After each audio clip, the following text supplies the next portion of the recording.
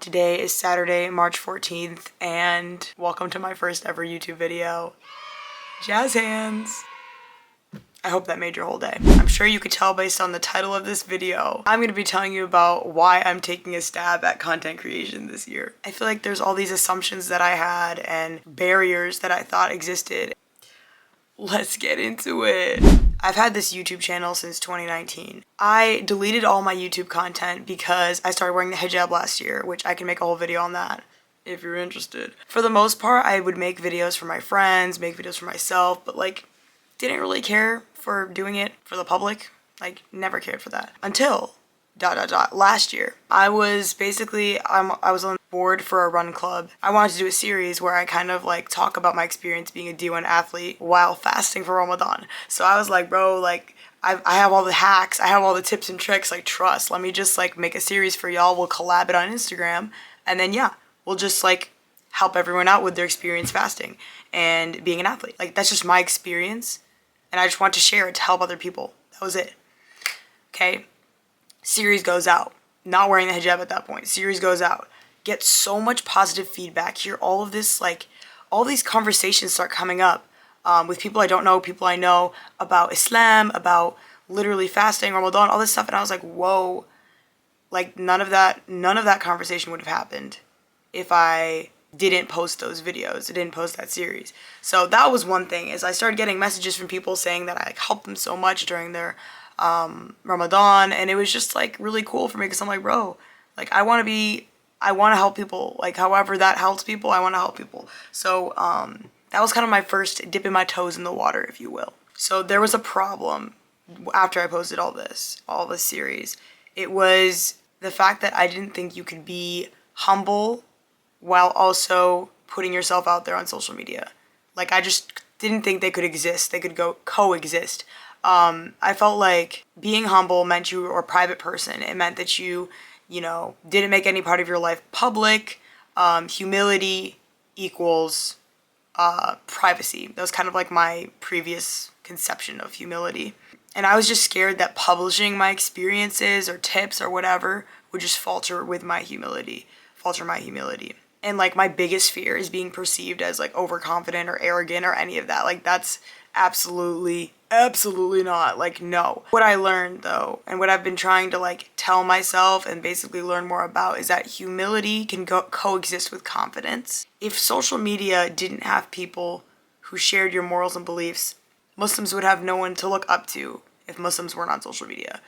I don't know if that makes sense. It's kind of a humility paradox, because I feel like we want our lives to be private, but there's certain parts of our lives that are private, and there's certain parts of our lives that can be used in the public eye. So that's kind of my perspective on the humility paradox and being comfortable with myself being on the internet. I also feel like there was a very significant barrier when it came to being perceived. That was crazy, because I remember when I was doing the social media series last year for Ramadan, I was like, bro, I'm not posting my voice, I'm not posting my face. I'm gonna do a faceless video with a nasheed over it. I do not want to get my face in there. And that was my biggest thing, is because I'm like, bro, that's so scary. My Instagram has all of my friends and family and everyone I know in my life. There's no way I want them to see that. That's so embarrassing and cringe. No.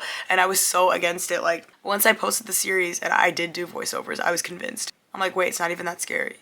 I feel like that was so freeing to just get that first post out there. And then after that, I'm like, wait, not that it's easy, but I'm like, it's not as scary as you would think.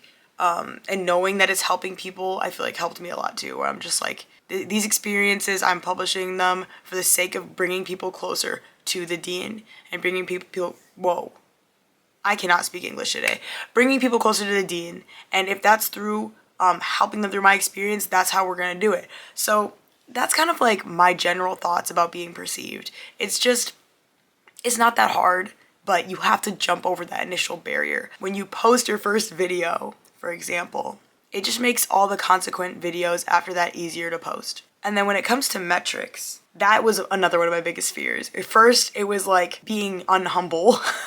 And the second thing was being obsessed with metrics and attributing my success with how well it did. Because it's an algorithm at the end of the day. It's a computer that we're talking about. Why am I attributing any of my success or anything based on how an algorithm treats me and how strangers online react. Like, who cares? That was another barrier. And it's still something I'm working through as I'm noticing my first videos and how they perform and how people respond to them. I'm noticing that it's a very slippery slope. It's a very slippery slope because there will be some days where I don't care. I will post my video and then close the app and not open it again for a few days. And there'll be other days where I'm just like, why is this video not landing? What did I do wrong? And like, there is a whole science behind content creation that I'm trying to figure out with the hooks and the call to actions and all this stuff. Like, I'm watching a lot of different videos and reading a lot of different stuff about that. I'm reading this book, Atomic Habits, right now, and one of the concepts is that like you reach a certain threshold before you see results. The example it gave was a bamboo tree. Like, a bamboo tree grows its roots for multiple years, and then all of a sudden it shoots like 60 feet into the air in like 5 weeks. After all those years of the roots being developed, it comes to a point where it finally, like, you're able to see the tree, the palm tree, in a few weeks. So it's like, if you do the work, then you'll see the results. Okay, now we're gonna talk about number 3, which is being on my phone. If you know me, you know I hate being on my phone. Like, absolutely hate it. I don't like being on my phone, and when I'm in front of other people, I don't like when other people are on their phone when they're around me. Like, it bothers me so much. I despise when people like take videos of everything and like are always like I hate it. I've always hated it. So how am I supposed to be a content creator but hate my phone? So that was another thing. And I think my problem was that I kept thinking about things in the extreme and I would not think about it in moderation. But then I came to realize it's not my phone that I hate, it's being distracted that I hate. And I would literally delete social media for multiple weeks at a time because I hated being distracted, and it bothered me so bad. And it was probably why I like hated when other people were on their phones too, because I'm like, we need to like, we're right next to each other. Why are we not talking? Why are we on our phones? Like, what is this? So I had to learn, and I'm still learning how to like live in moderation. So I have my social media time like once or twice every few days, but that is not, I'm not going to doom scroll. I'm not going to be obsessed, and I'm going to have these like boundaries for myself with social media. And just because I'm posting on social media doesn't mean I need to be on it constantly.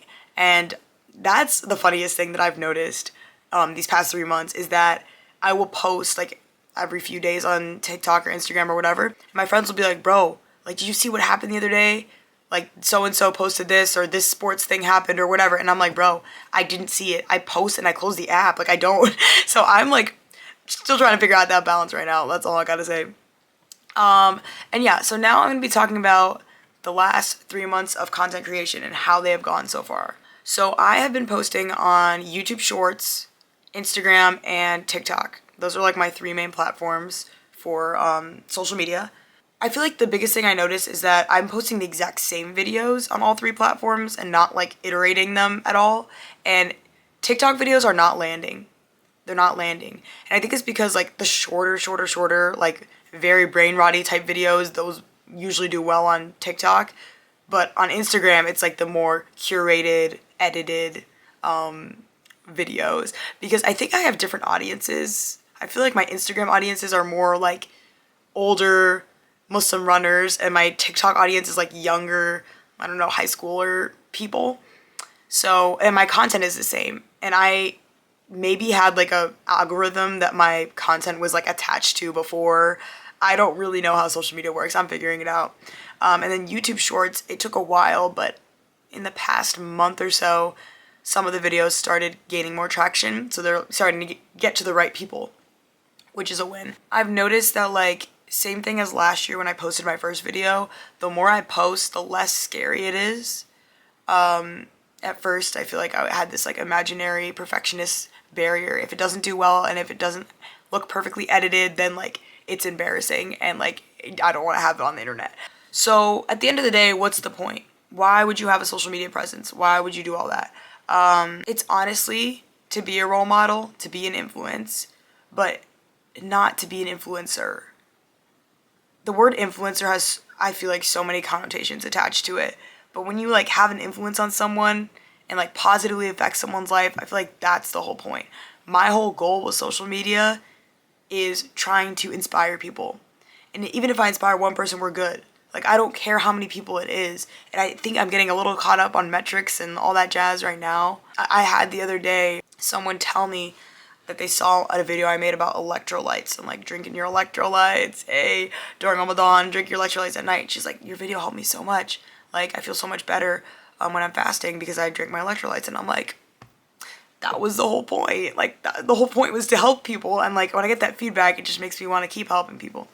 And I'm just like, we're gonna keep posting. I don't know if it's gonna reach the right people. If it does, if it doesn't, all it's gotta do is reach one person and then we win and we succeed. So yeah, that's where we're at right now. March 14th. I will check back in maybe at the end of the year and see how I feel about social media then. But so far, I feel like I'm taking it one step at a time, living in moderation when I can, and it's going pretty well. Thank you for watching to the end. You're actually the GOAT for that because, like, I didn't think anyone would watch this. I don't even think I'm gonna watch it myself to the end, so you're just the GOAT. You're like that. I wanted to document where my channel is at right now. It's pretty much a vibe. I'm doing, like, a Ramadan series right now, so a lot of these are, like, fasting and running related. These are all the videos I posted before I started wearing the hijabs. And they also are all copyrighted, by the way. I stole audio for all of them.